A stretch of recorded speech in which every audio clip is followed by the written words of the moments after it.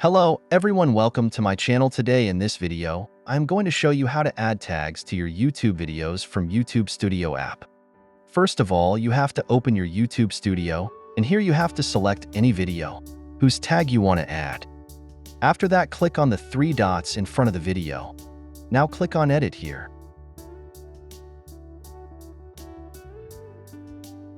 After clicking on Edit, click on More options at the bottom.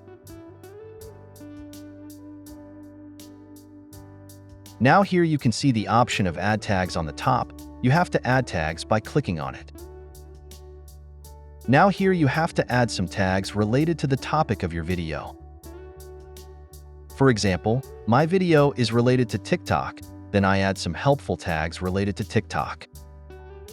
In this way, you can add tags inside your YouTube video in YouTube Studio application.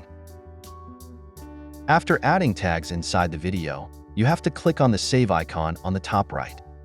Thanks for watching this video. Please subscribe my channel.